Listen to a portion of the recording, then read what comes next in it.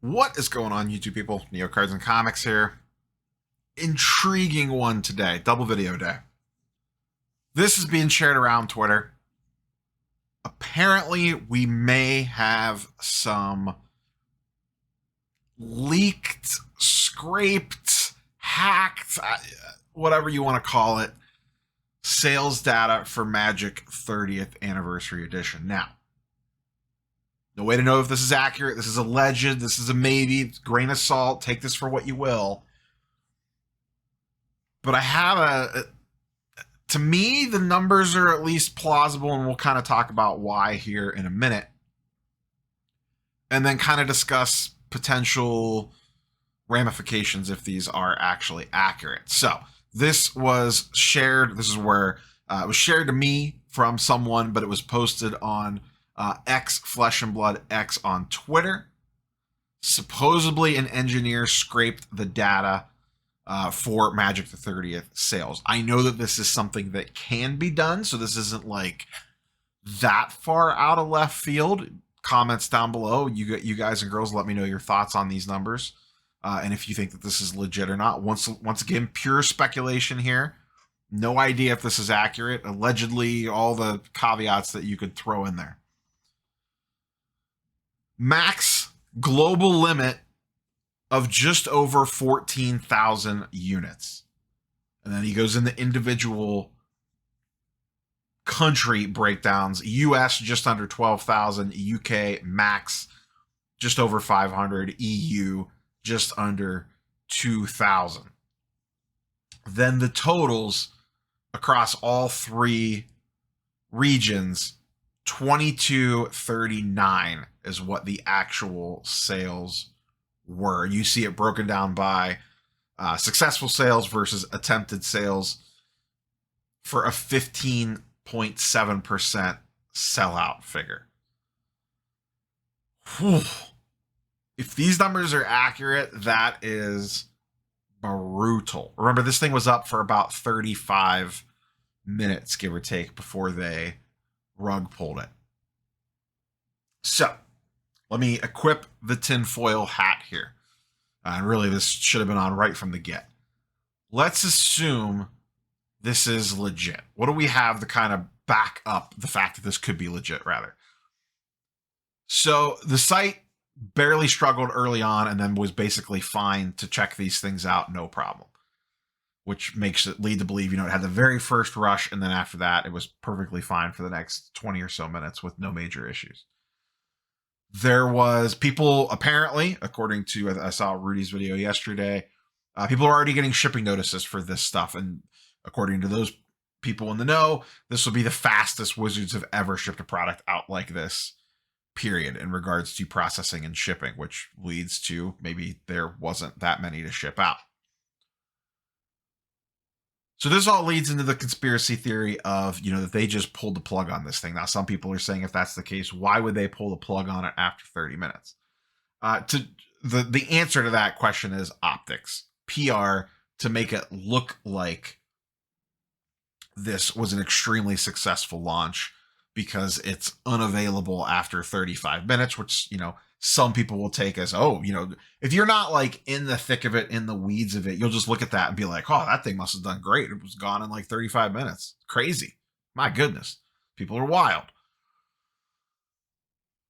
To me, the key piece here on why I think these numbers at least have a pretty good chance to be accurate, and why I also think they pulled it rather than it actually selling out, are the eBay listings. Now, a lot of people would have bought this product to flip.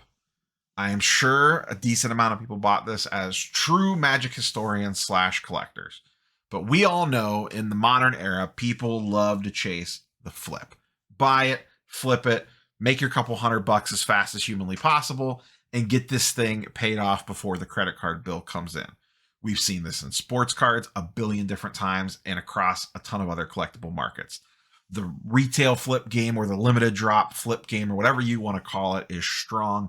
And a large portion of people aren't in for the long hold. They buy, flip it as quick as possible, make their 10%, 20%, whatever it is, and get the money back out of it before the credit card statement even comes, pays it off, boom, on the next thing, rinse and repeat. Currently on eBay, I am recording this Friday early afternoon. This video will go up as soon as I'm done recording. There are only 16 active listings on eBay for this product. The cheapest available buy it now is 1700. There's a 1660, 1750. Here's a 1525 running on box or on auction. This one's actually in hand, which is interesting. They must have got it at one of the events. And then some 2K ones, 1800, 1600. So 1650 seems about. Here's a 1650 or best offer. Here's the sold. So there's only 16 listed. The sold listing page only has 21 listed. And actually, I'm going to filter this down even more. US only. And eliminate. So when you go US only, it's only 13 listings and 20 sales. And once again, kind of sitting around that $1,600, $1,700 price point without looking at what these crossed out ones are. This, to me, is the most damning evidence that these numbers might be correct. Because I feel like if they sold way more, this would be way higher. Both these listings would be way higher, especially the sold listings page or the active listings page. In my mind, would be much, much higher. I think this paints a pretty good picture for this stuff might be accurate and that they just straight yanked it before it actually sold out. So now the question becomes, let's assume we're going to go assumption town here. So strap on the tinfoil hat. Let's assume this data is accurate and what we've kind of discussed is accurate. What does it mean for the ones that are released? It depends. So let's say there really are, let's just call it 2,500. I don't know how many they gave away or did whatever they did with at the, I think it was a GP that they handed some of these things out to put them into the wild. So let's just assume, let's even raise it a little bit higher. Let's assume there's 3,000 of these things in the wild. That means there'd be about 11,000 left behind. The key question is what happens to those 11,000? If they burn them, if they just destroy them, get rid of them, they never see the light of day, or maybe they just hold back like 100 for, tournament prizes for some special event or like random marketing giveaways, whatever. They hold back a couple, maybe 100, maybe 200, whatever, but not 10,000. And let's say they just torch these things. They never see the light of day or they're tucked into a warehouse, never to be seen again. And then 20 years from now, someone will go, oh, look what we found. It's a secret drop of an undiscovered product, kind of like they did with Lost Legends. If they do that, the secondary market prices of the sealed boxes will probably go up quite a bit because it'll be an extremely limited product if only 2,000 to 3,000 of these things ever hit the light of day. But can you trust Wizards to do that? Can you trust Hasbro to do that? Or will they slowly filter these things out over time through different channels? Who knows? Once again, tinfoil hat territory. Will they do, hey, oh, look, we found more. We got some more. Here's another limited sale. Who knows? Because if that happened, then that would put, obviously, flood the market with supply until it dried back up again and tanked the price on the secondary market. The other thing that leads me to believe that this might be the case is more sold today than any other day so far. So that's 1, 2, 3. Hold on, 1, 2, 3, 4. 4 have sold today. 2 sold yesterday. Basically about 2 sold a day other than the 29th and the 28th when they first hit. So it's almost like people are like, maybe these are extremely limited. I'm going to go ahead and gobble up some of these just in case this is true. So that's the interesting part here.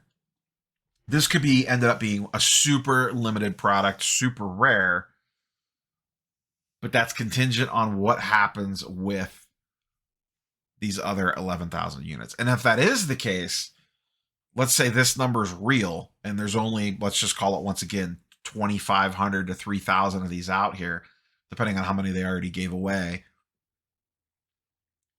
What does that mean for the cards that are open? Because one, if that's all that was sold, a certain percentage of people are just going to sit on this thing sealed. So only a handful of people are going to open them.